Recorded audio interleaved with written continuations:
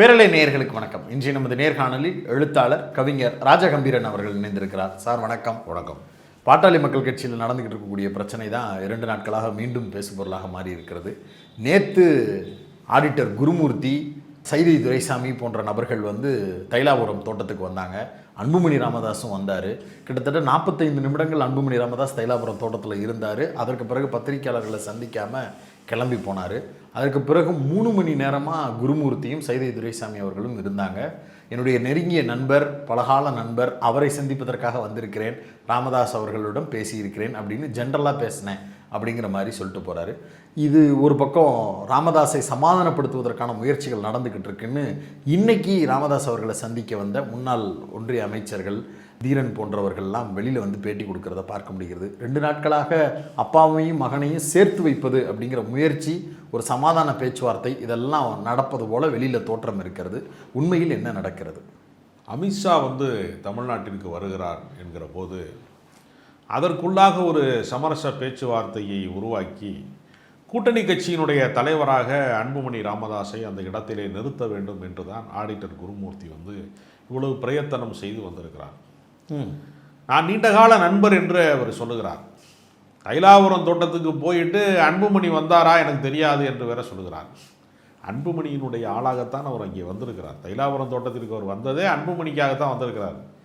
ஆனால் அவர் என்ன சொல்றாருன்னா, அன்புமணியா, காந்தி செத்துட்டாரா அப்படி கேட்குற மாதிரி, அன்புமணியா அவரா வந்திருக்கிறாரா தைலாபுரத்துக்கு என்று ஒரு ரியாக்ஷன்லாம் கொடுத்துட்டு, இதை யார் அவர் சொன்னதை அவரே நம்பாதனால சைதை துரைசாமிகிட்ட, அவர் கொஞ்சம் நல்ல மனுஷங்கிற இமேஜ் இருக்குங்கிறதுனால, எங்கே அன்புமணி வந்தாரான்னு கேட்டப்போ அவர் எனக்கு தெரியாது கேட்டார். நீங்கள் நல்லவனா கெட்டவனான்னு கேட்டதுக்கு தெரியலையப்பா அப்படின்னு சொன்ன மாதிரி, எனக்கு தெரியலையப்பான்ட்டார் அவர். என்ன ஒரு ட்ராமா பாருங்கள். நீங்கள் அதாவது யார் குண்டை வைக்கிறானோ அவனே எடுக்கணுங்கிற மாதிரி, யார் கட்சியை உடைப்பதற்கு காரணமாக இருக்கிறார்களா அவர்களே இன்னைக்கு சமாதான பேச்சுவார்த்தைக்கு நாங்கள் வந்திருக்கோம் சொல்கிறதை. இல்லை, அப்பா பையனுக்கான சண்டை தானே, அவங்க என்ன காரணமாக இருக்க போகிறாங்க? அப்படி ஒன்றே கிடையாது. கட்சியை வழி நடத்துவதில் முழுக்க முழுக்க, அதாவது ராமதாஸ் தன்னை நம்புகிறார். ராமதாஸ் முழுக்க முழுக்க தன்னுடைய சமூகத்தை நம்புகிறார். நான் இதுவரைக்கும் நடத்திய அந்த கட்சியை நம்புகிறார், கட்சிக்காரர்களை நம்புகிறார். ஆனால் அன்புமணி டெல்லியை நம்புகிறார், தேசிய கட்சியை நம்புகிறார், பாஜகவை நம்புகிறார். அதான பிரச்சனை. நீ உனக்கு கட்சி நடத்துவதற்கான தன்னம்பிக்கையே கிடையாது.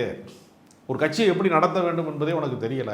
எனவே இவரை தலைவராக முடிசூட்டியதற்கு பின்பு அல்லது அறிவித்ததற்கு பின்பு தொடர்ந்து தோல்விகளை தொடர்ந்து இந்த கட்சிக்கு தந்து கொண்டே இருக்கிறார்.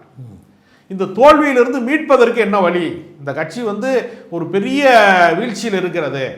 இந்த வீழ்ச்சியிலிருந்து இந்த கட்சியை காப்பாற்றுவதற்கு என்ன வழி நினைக்கிறப்ப, வீழ்ச்சிக்கு காரணமானவர்களே, எப்படி மணிப்பூரில் மெய்த்தி இன மக்களுக்கும் குக்கி இன மக்களுக்கும் இவங்களே ஒரு பிரச்சனையை உருவாக்கி விட்டு பற்ற வைத்தார்கள். அதனால் அவர்களால் அணைக்க கூட முடியலை. அவர்கள் ஆட்சி இருந்தபோது கூட அவர்களால் ஒன்றும் பண்ண முடியல. அதே தான் அவர்கள் ஒவ்வொரு கட்சியாக உடைக்கிறாரு. நம்ம கண்ணு முன்னாடி தெரியும். ஓபிஎஸ் அவர்கள் எவ்வளவு கௌரவமான வாழ்க்கையை வாழ்ந்தார், பாஜகவை நம்பினார்.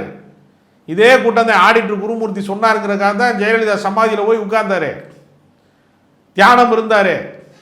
தியானம் என்பது தன்னைத்தானே ஏமாற்றிக் கொள்வது என்று ஒரு முறை ஓசோ சொன்னார். அதை நான் நம்பவில்லை. ஓபிஎஸ் போய் உட்கார்ந்த தியானத்தின் வழியாக நான் அதை புரிந்து கொண்டேன். ஓசோ சொன்னது. அங்கே போய் உட்கார்ந்தார். என்ன ஆச்சு?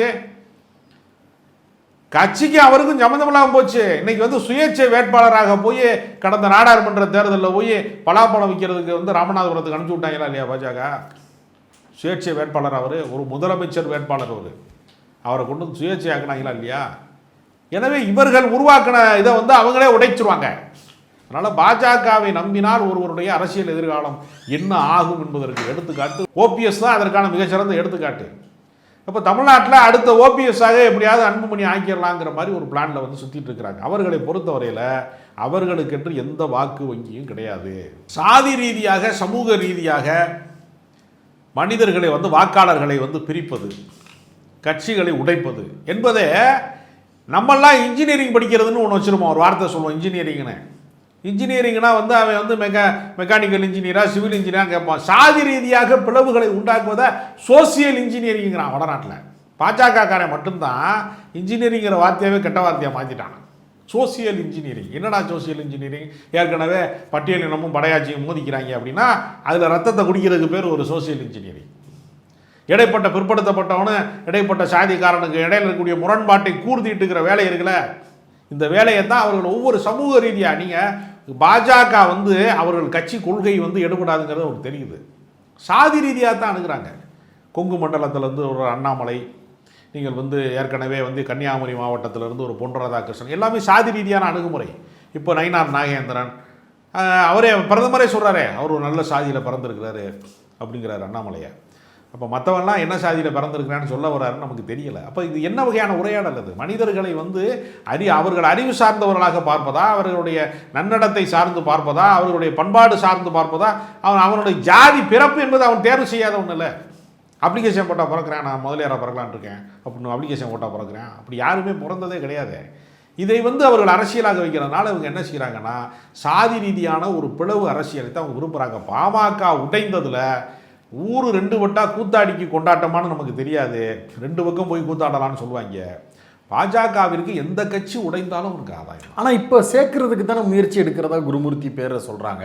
நாட்டில் நல்லது நடக்கணும்னு நினைக்கிறவர் குருமூர்த்தின்னு நயினார் சர்டிஃபிகேட் கொடுக்குறாரு, நல்ல எண்ணத்தின் அடிப்படையில் அவர் போயிருக்கிறாரு அப்படின்னு சொல்கிறாங்க. இப்போ நீங்கள் கூட பார்க்கலாம், அண்ணாமலை வந்து மாநில தலைவராக இருந்து மாற்றுறது அப்படிங்கிற அறிவிப்புக்கு கூட குருமூர்த்தி தான் இருந்தார். எனக்கு இருக்கிற சந்தேகம் என்னென்னா, இவங்க எல்லாரும் கூப்பிட்டு குருமூர்த்தி போகிறாரா இல்லை வலியக்க அவராகவே உள்ளே போய் உட்காந்துக்கிறாரா? எனக்கு அதுதான் புரியாமல் இருக்குது. அப்போ இவ்வளோ பெரிய ரோல் அவர் பண்ணுறாரா? கல்யாண வீட்டில் தான் நம்மளை கூப்பிட்டு விடுவாங்க, துக்க வீட்டில் எல்லாம் வந்து தானாக தகவல் தெரிஞ்சால் போகணும்பாங்க. ஒரு கட்சி பிரச்சனையில் இருக்கிற போது அவரை யார் அழைத்தார்கள் சொல்லுங்கள்? தைலாபுரம் தோட்டத்து வாசலில் மருத்துவர் ராமதாஸ் வாழ்கங்கிற கோஷத்தை தான் அவர் கேட்டிருக்கிறாரு. சமூக நீதி போராளி ராமதாஸ் வாழ்கங்கிற கோஷத்தை தான் நெடுங்காலமாக டாக்டர் கேட்டிருக்காரு. பாரத் மாதா கி ஜெயன்னு கத்துறாங்க வீட்டு வாசலில் வந்து. அப்போ இந்த கட்சியை வித்துட்டாங்களா, அடமானம் வச்சுருக்கிறாங்களா, இந்த கட்சி என்ன பொசிஷனில் இருக்குது அப்படிங்கிற சந்தேகம் அவருக்கு வந்திருக்கிறது. அப்போ அவருக்கு இருக்கிற ஆப்ஷன் ஒன்று தானே. இப்போ பாஜகவே அதிமுகவோட தான் இருக்குது, வெறும் அதில் தானே போய் சேரணும். இப்போ ஏன் இதை பற்றி பேசணும்? அதாவது அதிமுக வந்து வலிமை இழந்து விட்டது. அவர்களுடைய வாக்கு வங்கி என்பது கொஞ்சம் கொஞ்சமாக கீழ் இறங்கி கொண்டே இருக்கிறது. அவர்களால் ஒரு நாளும் அதிகாரத்தை கைப்பற்றக்கூடிய இடத்திற்கு அவர்களால் வர முடியாது. அதனால் அதிமுக வீழ்ந்ததற்கு பின்பு அந்த கட்சியோட போய் கூட்டணி வைக்கிறது அப்படிங்கிறதோ, அந்த வீழ்ச்சிக்கு காரணமாக இருக்கக்கூடிய பாஜகவோட போய் கூட்டணி வைக்கிறது, ஏன் தோற்று போகிற அணியில் போய் நீ மறுபடியும் கூட்டணி வைக்கிற? நான் எப்பொழுதுமே என்ன செய்வேன்னா, தோற்று போட அணிகளோடு பேச்சுவார்த்தை தான் நடத்துவேன். வேற வலிமையை கூட்டிட்டு எதிர்பக்கம் போய் நான் வந்து பல்டி குமார்னு நிதிஷ்குமாரை சொல்கிறாங்க இல்லையா வட மாநிலங்களில், அவருக்கு வழிகாட்டிய இடத்திலேயே மருத்துவர் ராமதாஸ் தான் 2 காலமாக இருந்திருக்கிறார். அவருக்கே முன்னோடி இவர் தான். அவர் தான் வேறு அரசியலில் என்ன செய்யணும்னு ராமதாஸுக்கு தெரியும். எந்த கூட்டணி வெற்றி பெறும் என்பதை தமிழ்நாட்டில் முன்கூட்டியே கண்டறியக்கூடிய 2 அரசியல் ஞானிகள் இருந்தாங்க. ஒருவர் மறைந்த மூப்பனார் எந்த கட்சியில் கூட்டணி வைக்கிறாரோ அந்த கூட்டணி ஜெயிச்சிடும். அவர் அவ்வளவு துல்லியமாக அந்த கூட்டணி வைப்பார். ஜெயலலிதாவை வந்து மீண்டும் ஆட்சிக்கு வந்தால் கடவுளாலே காப்பாற்ற முடியாது ரஜினிகாந்த் வாய்ஸ் கொடுக்கும்போது தமிழ் மாநில காங்கிரஸை பிரித்து கொண்டு வந்தார். மறுபடியும் அதே ஜெயலலிதாவோட அதே மூப்பனார் கூட்டணி வச்சு வெற்றி பெற்றார். இதுதான் வந்து மூப்பனாருக்கு தெரியும். அதே தான் ராமதாஸ் அவர்களுக்கு யார் ஆளுங்கட்சியாக வருவாங்க, எந்த பக்கம் போனால் அரசியல் ஆதாயம், இந்த கூறுவாறு வந்து அரசியல் தலைவருக்கு இருக்கணும். அது அன்புமணிக்கு தலைமை பண்பே இல்லை அப்படின்னா என்ன அர்த்தம்? 35 வயசில் வந்து நான் வந்து தேவையில்லாமல் உன்னை சுகாதாரத்துறை அமைச்சராக்கிட்டேன், எடுத்த எடுப்பிலேயே எந்த உழைப்பும் இல்லாமல் ஒரு இடத்துல வந்து நீ வந்து சேர்த்து விட்டாய், அதனால் உனக்கு தலையும் தெரியல காலம் தெரியல. அதனால் இப்போ கூட அவர் சொல்கிறாராம், ஒவ்வொரு கிராமமாக நீ போ, நான் 95,000 கிராமம் போயிருக்கேன், நீ ஒரு 95 கிராமமாவது போ அப்படிங்கிற மாதிரி ஒரு எல்லா சாதாரண கட்சியினுடைய சாதாரண தொண்டர்களை சந்திக்கக்கூடிய ஒரு வாய்ப்பை பெறணும் தலைவராக இருக்கிறார். அந்த தலைமை பண்பே அன்புமணிகிட்ட இல்லை. அதனால் இந்த கட்சியை வந்து நான் தான் உருவாக்கினேன், என் கண் முன்னால் இந்த கட்சி காலாவதியாவது ஏற்றுக்கொள்ள முடியாது, அதனால் இந்த கட்சியை நான் கையில் எடுக்கிறேன்னு அவர் தனியாக நிற்க போகிறாரா? 234 தொகுதி. அவரை பொறுத்தவரையில் அவருக்கு 234 அவருடைய திட்டம் கிடையாது. 50 தொகுதிகளிலே வன்னியர் சமூகத்தினுடைய வாக்கு வங்கி செறிவாக இருக்கிறது, நிறைவாக இருக்கிறது. நாம் செல்வாக்கு செலுத்த முடிகிற இந்த 50 தொகுதிகள் மீது கவனம் செலுத்தணும். அதுக்கு வந்து கட்சிக்காரங்கிற பேரில் ரியல் எஸ்டேட்டுக்காரங்கெல்லாம் 4 ஃபோன் வச்சுருக்கிறவனும் இதை வைத்து ஏமாற்றி பிழைக்கிறவனும் பல பேர் உள்ளே வந்துட்டாங்க. உண்மையாகவே இந்த கட்சிக்கு உழைத்தால் 50 தொகுதிகளை பெற முடியும். அதனால் அவர் வந்து வட மாவட்டங்களிலே ஒரு செல்வாக்கு செலுத்துவதற்கு தான் அவர் நினைக்கிறார். அவர் வந்து தகுதிக்கு மீறிய கற்பனையாக வந்து இந்த நாம் தமிழர் கட்சி எல்லா தொகுதியிலையும் போட்டி இருந்துருவாங்க, அந்த மாதிரியான தற்குறித்தனமான முடிவையெல்லாம் அவர் ஒரு நாள் எடுக்க மாட்டார்.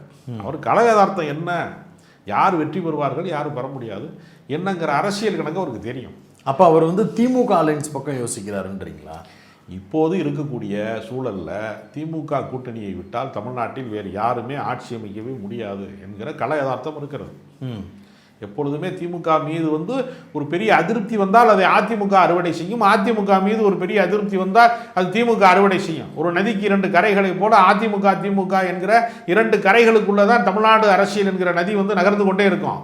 இப்போ என்ன ஆயிடுச்சுன்னா, ஒரு பக்கம் நதி வந்து கரை உடைச்சிருச்சு, அந்த பக்கம் வந்து நிற்கலை. அது சம வலிமை கொண்ட இயக்கமாக அதிமுக இல்லாமல் போய்விட்டது.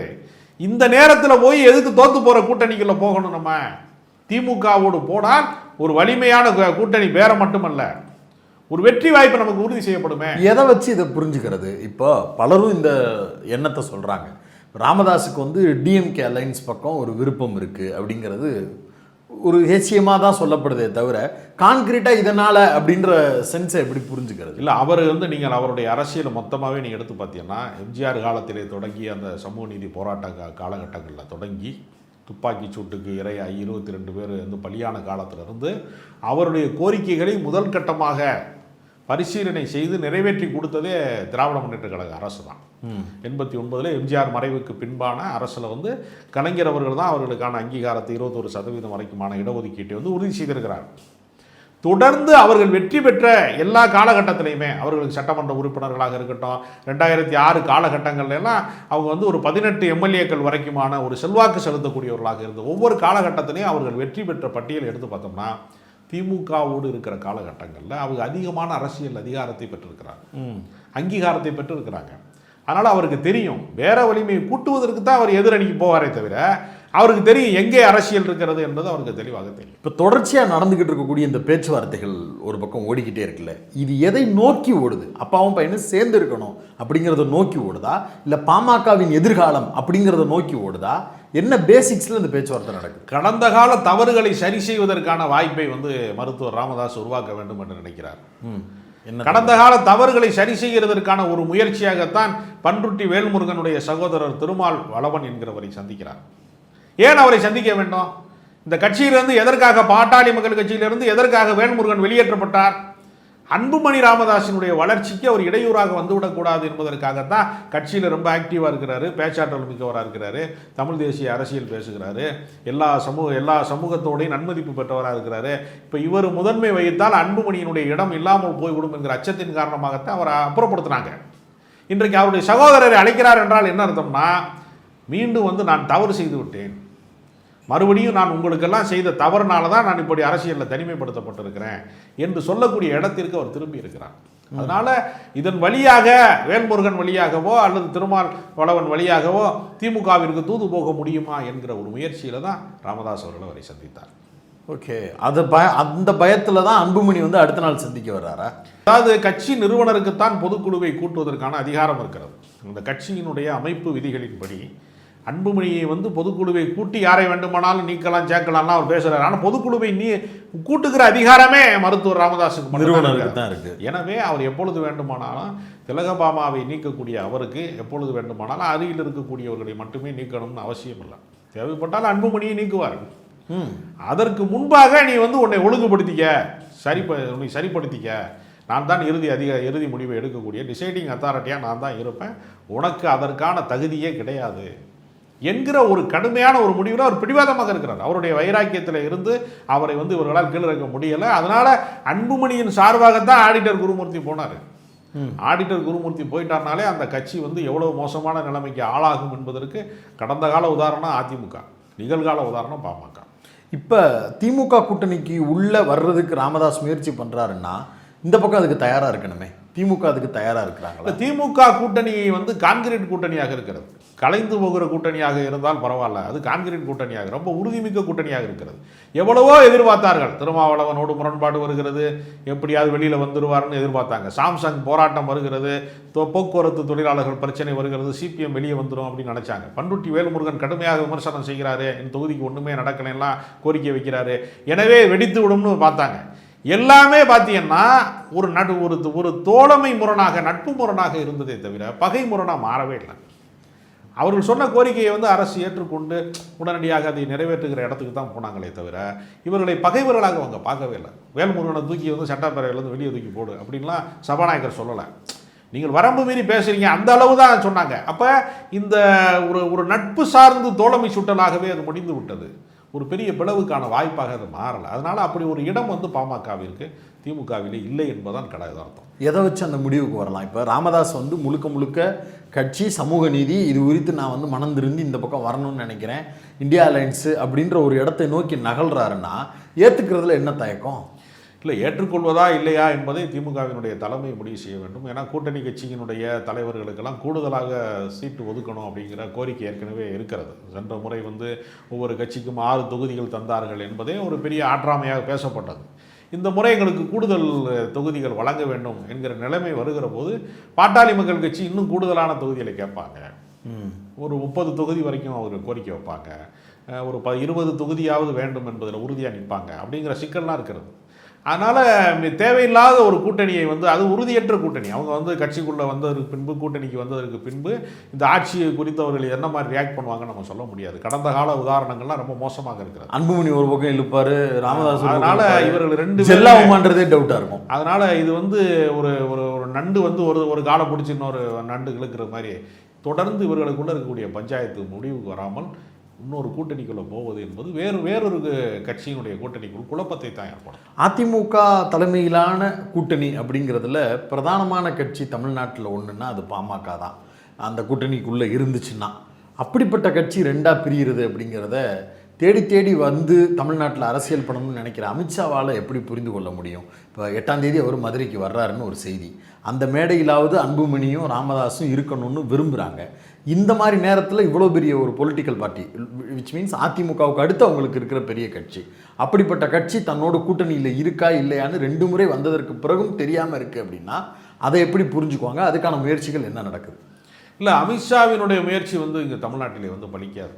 அதாவது இந்தியா முழுமையும் வந்து பாஜக ஆட்சி செய்தாலும் தமிழ்நாட்டிலே அவர்களால் கால் பதிக்க முடியவில்லை, அவர்களால் களத்திலே வெற்றி பெற முடியவில்லை. வாக்கு வங்கியை சொல்லிக்கொண்டு தெரிகிறார்களே தவிர அவர்களால் வந்து ஒரு வெற்றியை பெற முடியவில்லை என்பதான் யதார்த்தமாக இருக்கிறது. அதனால் அவர்கள் எப்படி போனாலும் வந்து அன்புமணியை தன் பக்கம் ஈர்த்து கொண்டால் அன்புமணி தலைவராக இருப்பதற்கு பாமகவிலே வந்து இல்லாமல் போய்விடுவார். எனவே அது ஃபெயிலியர் அரசியலாக தான் மாறும். குருமூர்த்தி போன அன்றே வந்து இன்னொரு ஒரு மோசமான அரசியலுக்கான ஒரு அறிகுறியாக அது மாறிவிட்டது. அதனால் மருத்துவர் ராமதாஸ் விழித்துக் கொள்வதற்கான வாய்ப்பாகத்தான் ஆடிட்டர் குருமூர்த்தியின் சந்திப்பே பார்க்கப்படுகிறது. இல்லை, தொடர்ச்சியாக இப்படி குருமூர்த்தி தரப்பு இவங்க யார் உள்ளே வந்தாலும் அவங்க நினச்சதை தான் கடைசியாக சக்ஸஸ் பண்ணிடுறாங்க. ஓபிஎஸ் மேட்டராக இருக்கட்டும், பல விஷயங்களாக இருக்கட்டும், அவங்க நினச்சது நடந்துடுது. தர்மயுத்தம் பண்ணு அப்படின்னோடனே பண்ணாங்க. அதுக்கு பிறகு அவங்க இல்லாமல் போகிறாங்க, இருக்கிறாங்க அப்படிங்கிறதெல்லாம் வேறு. இப்போ ரஜினிகாந்த்லாம் அவர் பேச்சை தான் கேட்டார், ஆனால் அவர் சுதாரிச்சுக்கிட்டார், ஒதுங்கிக்கிட்டார்.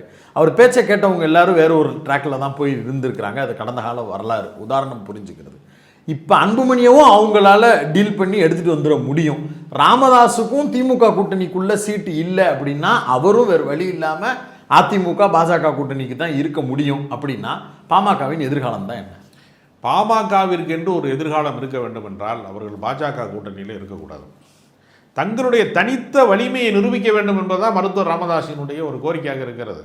தமிழக வெற்றி கழகம் உள்பட வந்து அவர்கள் இன்னும் அணுகி கொண்டு தான் இருக்கிறார்கள், கூட்டணிக்கு கூப்பிட்டுட்டு தான் இருக்காங்க அப்படிங்கிற தகவல் ஒரு பக்கம் வருகிறது. இது அம்பேத்கருக்கு பேசுறது, திருமாவளவனுக்கு புத்தகத்தை வெளியிடுறேன்னு கூப்பிடுறது, திருமாவளவன் தான் மக்களினுடைய பிரதிநிதி அப்படி இப்படின்னு பேசிட்டு ராமதாஸை கூட்டணிக்கு கூப்பிடுறது. நான் ஆரோக்கியசாமி என்பவர் தான் பாமகவிற்கான தேர்தல் வியூகத்திலே வேலை செய்தவர். அவர் இன்றைக்கு வந்து தமிழக வெற்றி கழகத்தில் இருக்கிறார்.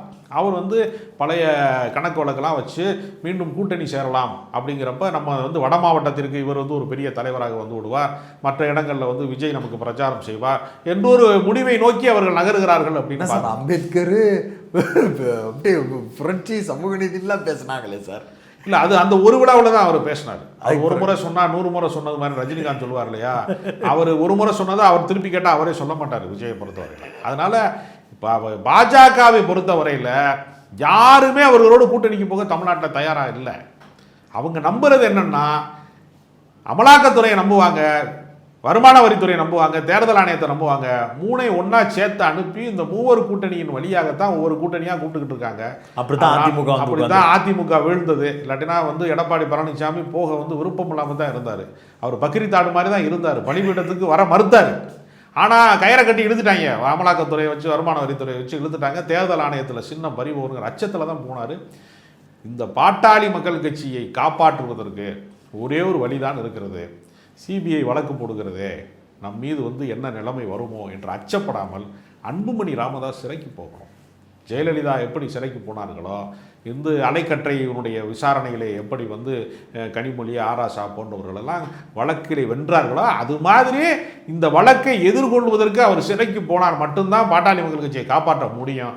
பாஜகவுக்கு போகிறதா சிறைக்கு போவதா என்கிற 2 முடிவு தான் அன்புமணி ராமதாஸுக்கு இருக்கிறது.